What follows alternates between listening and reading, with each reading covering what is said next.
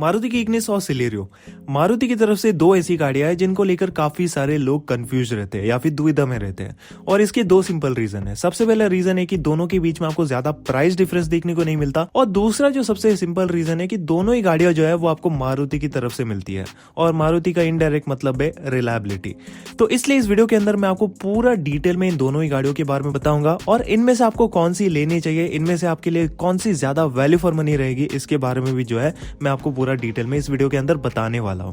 तो आप इस वीडियो को देखते समय ज्यादा बोर ना हो, तो इस वीडियो को मैं डिफरेंट सेक्शन में डिवाइड कर रहा हूं, और एक एक सेक्शन को मैं काफी डिटेल में और काफी शॉर्ट ढंग से मैं आपको एक्सप्लेन करूंगा। तो जरूर से आप लोग वीडियो को पूरा देखिएगा। वीडियो अगर आपको यूजफुल लगती है या फिर पसंद आती है तो जरूर से आप लोग वीडियो को लाइक करना बिल्कुल भी मत भूलिएगा। तो चलिए अभी शुरुआत करते हैं हमारे सबसे पहले सेक्शन से, जो कि है एक्सटीरियर।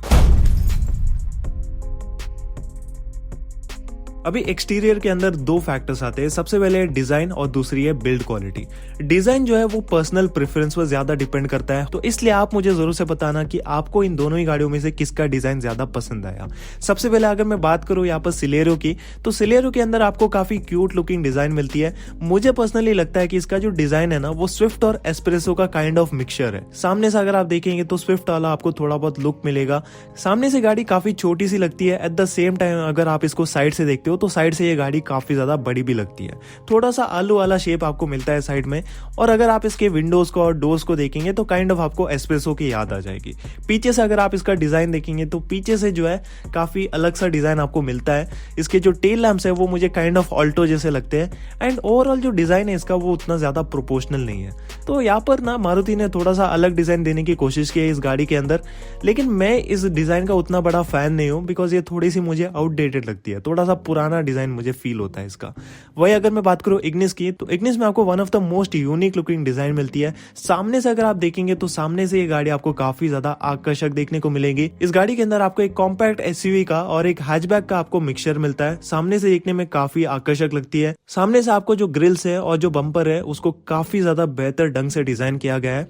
साइड से अगर आप देखते हो तो साइड से भी आपको काफी यूनिक लुक मिलता है। बड़ा सा सी पिलर आपको मिलेगा, छोटे से आपको विंडोज मिलेंगे जो कि इसको काफी एक स्पोर्टियर लुक देते हैं। लेकिन जो इसका पीछे का डिजाइन है ना वो बहुत बड़ा डिसअपॉइंटमेंट है। बहुत सारे लोगों को इसका पीछे का लुक उतना ज्यादा पसंद नहीं आता है, बिकॉज यहाँ पर अगर आप शेप देखेंगे ना ओवरऑल थोड़ा सा इसको समोसे वाला आकार दिया गया है पीछे से। तो इसको थोड़ा सा अगर इंप्रूव करते मारुति तो डेफिनेटली यहाँ पर बहुत सारे लोगों को ये गाड़ी पसंद आ सकती थी। इसको छोड़कर बाकी इसके जो टेल लैंप्स है ना वो भी उतने मुझे पसंद नहीं आए।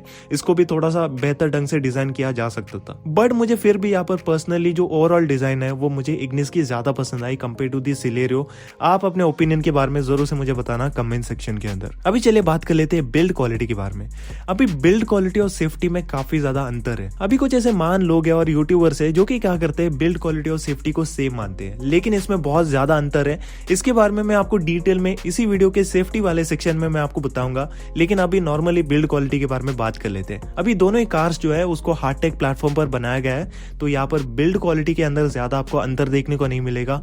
दोनों की जो शीट मेटल क्वालिटी है वो मुझे सेम टू सेम लगी।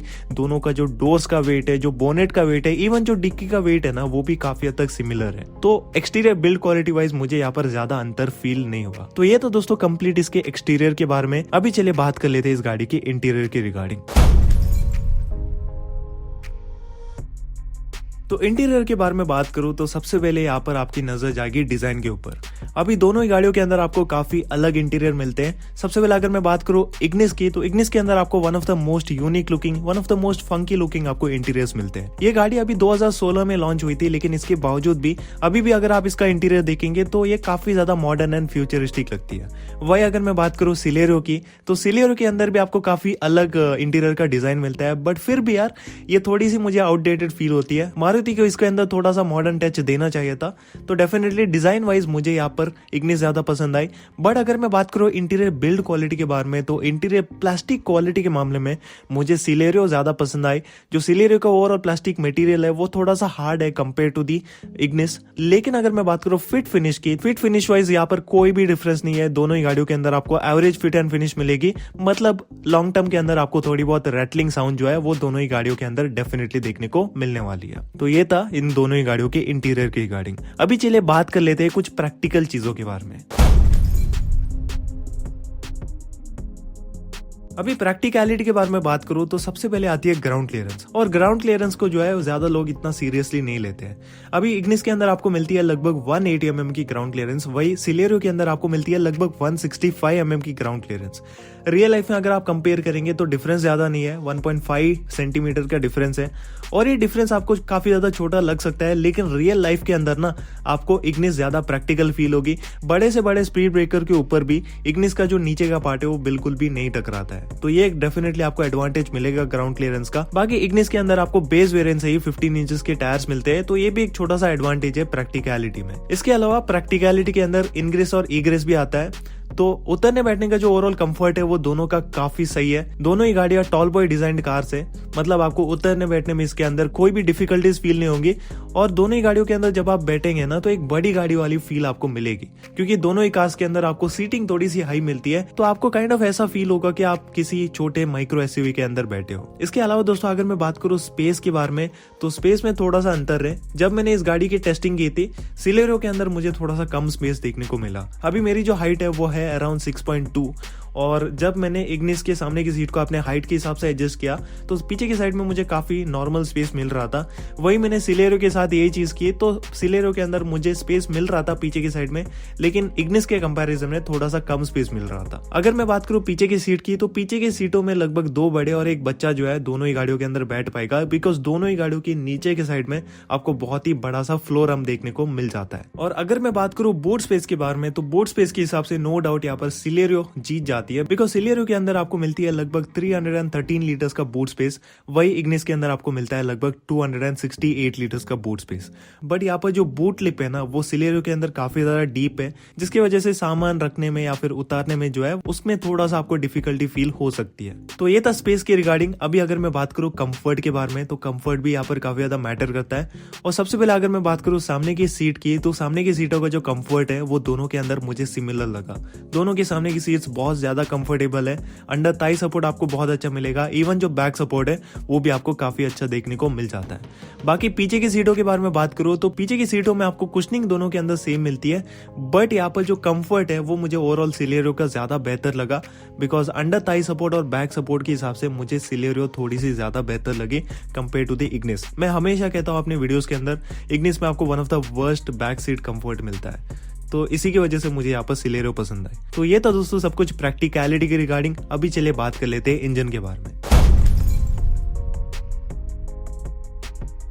अभी दोनों ही गाड़ियों के अंदर आपको अलग अलग इंजन मिलता है। अभी सिलेरियो एक छोटी सेगमेंट वाली गाड़ी होने की वजह से आपको इसके अंदर 1 लीटर वाला आपको K10C dual jet petrol engine मिलता है, जो कि प्रोड्यूस करता है around 65 PS of power and 89 Nm of torque. वही अगर मैं बात करूं इग्निस के बारे में, तो इग्निस के अंदर आपको मिलता है 1.2 लीटर वाला 4 सिलेंडर K12B पेट्रोल इंजन, जो कि बहुत सालों से मारुति यूज कर रहा है, और इसके अंदर आपको मिलता है लगभग 83 bhp की पावर और 113 Nm का टॉर्क। तो यहाँ पर ओवरऑल अगर मैं पावर फिगर्स और टॉर्क फिगर्स के बारे में बात करूं तो डेफिनेटली इग्निस काफी ज्यादा आगे निकल जाती है, एंड रियल लाइफ में भी अगर आप दोनों को कंपेयर करेंगे तो परफॉर्मेंस वाइज आपको इग्निस ज्यादा पसंद आएगी। इग्निस का जो इनिशियल परफॉर्मेंस है, जो मिड रेंज है, इवन जो टॉप एंड है ना, वो काफी ज्यादा बेहतर फील होता है compare to the Maruti Celerio. और अदर एस्पेक्ट्स के बारे में बात करूं जैसे कि रिफाइनमेंट और रिलायबिलिटी की, तो यहाँ पर कोई डिफरेंस नहीं है। दोनों के जो इंजन है वो काफी रिलायबल है, दोनों के अंदर आपको बहुत ही अच्छी रिफाइनमेंट मिल जाती है। इसके अलावा दोस्तों अगर मैं फ्यूल एफिशिएंसी के बारे में बात करूं तो फ्यूल एफिशिएंसी में बहुत ज्यादा डिफरेंस है। अभी इग्निस के अंदर जो कंपनी क्लेम्ड माइलेज है वो है अराउंड 20 kmpl, और रियल लाइफ के अंदर भी आप इतना माइलेज आराम से निकाल सकते हो। मैंने इस गाड़ी का कंप्लीट एक माइलेज टेस्ट किया था, जिसके अंदर इस गाड़ी ने लगभग 20 kmpl काफी आराम से निकाल लिए थे। तो इसके लिए गाड़ी को काफी ज्यादा आराम से चलाना पड़ेगा, लेकिन अगर आप इसको काफी ज्यादा खींच कर चलाएंगे, हाई आरपीएम से चलाएंगे, तब यहाँ पर जो है आपको उतनी अच्छी एवरेज नहीं मिलेगी। तब आपको अराउंड 16 या फिर 17 kmpl तक की मिल जाती है एवरेज। वही अगर मैं बात करूँ सिलेरियो की, तो सिलेरियो इंडिया की ऐसी गाड़ी है जिसके अंदर आपको सबसे ज्यादा एवरेज मिलती है। तो अगर आप इस गाड़ी को बहुत ज्यादा हायर आरपीएम से चलाएंगे तब भी ये गाड़ी जो है आपको लगभग 20 kmpl तक एवरेज आराम से दे देगी। लेकिन अगर आप इसको बहुत ज्यादा आराम से चलाएंगे, लाइट फुटेड वे में अगर आप इसको चलाएंगे, तो लगभग आपको 25 kmpl तक जो है एवरेज आराम से इस गाड़ी के अंदर मिल जाएगा। बाकी सीएनजी वेरिएंट अगर आप इसका लेंगे तब आपको लगभग 36 किलोमीटर पर ग्राम का आपको एवरेज मिलता है, जो कि वास्तव में काफी बड़ी बात है। तो एवरेज अगर आपको अच्छी चाहिए तो डेफिनेटली आपको सिलेरियो यहाँ पर पसंद आएगी। और ट्रांसमिशन के बारे में मैं यहाँ पर ज्यादा डीपली कवर नहीं करने वाला, बिकॉज दोनों ही गाड़ियों के अंदर आपको सेम ट्रांसमिशन मिलता है। दोनों ही कार्स के अंदर आपको 5 स्पीड का मैनुअल ट्रांसमिशन और 5 स्पीड का एएमटी आपको मिलेगा, और दोनों के अंदर आपको कोई भी प्रैक्टिकली डिफरेंस देखने को नहीं मिलेगा। अभी चलिए बात कर लेते हैं एक और सबसे ज्यादा जरूरी चीज के बारे में, जो कि है ड्राइविंग डायनेमिक्स। ड्राइविंग डायनेमिक्स के बारे में बात करूं तो दोनों ही कार्स के अंदर ड्राइविंग डायनेमिक्स के हिसाब से जमीन आसमान का फर्क है। दोनों ही कार्स में आपको टॉल बॉय डिजाइन मिलती है, लेकिन इसके बावजूद भी मुझे इग्निस की जो स्टेबिलिटी है वो ज्यादा पसंद आई। अभी इग्निस को अगर आप 80 या 100 की स्पीड में चलाते हो तो आपको काफी ज्यादा ये स्टेबल फील होगी। टॉल बॉय डिजाइन होने के बावजूद भी आपको इसमें ज्यादा बॉडी रोल फील नहीं होता। अगर आप इस गाड़ी को बहुत ज्यादा कर्व्स में चलाते हो या फिर सडन टर्न्स भी अगर आप इसमें करेंगे तो आपको बिल्कुल भी पलटने वाली फीलिंग इसके अंदर नहीं आएगी। तो ओवरऑल मुझे स्टेबिलिटी इसके अंदर काफी सही लगी। वही सिलेरियो जो है उसमें आपको बॉडी रोल बहुत ज्यादा देखने को मिलता है, तो अगर आप इसमें कई भी शार्प टर्न्स लेते हो तो काइंड ऑफ आपको वैगनर वाली फीलिंग इसके अंदर मिलेगी। बाकी हाई स्पीड स्टेबिलिटी इसकी मुझे उतनी ज्यादा ग्रेट नहीं लगी। 80 की स्पीड में अगर आप इस गाड़ी को चलाएंगे तब ये गाड़ी थोड़ी सी अनस्टेबल फील होने लगती है ड्यू टू पुअर एरोडायनेमिक्स। और अगर मैं बात करूं स्टीयरिंग फीडबैक के बारे में, तो स्टीयरिंग फीडबैक के हिसाब से भी मुझे यहाँ पर जो है इग्निस ज्यादा पसंद आई है। सिलेरियो का जो स्टीयरिंग है ना वो मुझे वन ऑफ द वर्स्ट लगा अगर मैं कंपेयर करता हूँ बाकी मारुति सुजुकी की कार से। ऑल्टो का जो स्टीयरिंग है ना वो भी इससे ज्यादा बेहतर है। और अगर आप इस गाड़ी को थोड़े से हाई स्पीड में चलाते हो तो इसका जो स्टीयरिंग है ना ऐसा लगता है कि गाड़ी से बिल्कुल भी कनेक्टेड नहीं है। तो स्टीयरिंग फीडबैक डेफिनेटली यहाँ पर इंप्रूव होना चाहिए। इस गाड़ी का जो स्टीयरिंग है वो रीसेंटर भी नहीं होता है, तो आप समझ सकते हो कि मैं क्या कहने की कोशिश कर रहा हूँ। इग्निस का जो स्टीयरिंग है वो वन ऑफ द बेस्ट तो नहीं है, लेकिन फिर भी वे बेटर है कंपेयर टू दी सिलेरियो। तो ओवरऑल यहाँ पर driving dynamics wise, handling wise मैं कहूंगा कि मुझे यहाँ पर मारुति की इग्निस ज्यादा पसंद आई है कंपेयर टू दी सिलेरियो। अभी चलिए बात कर लेते हैं दोनों के राइड क्वालिटी के बारे में।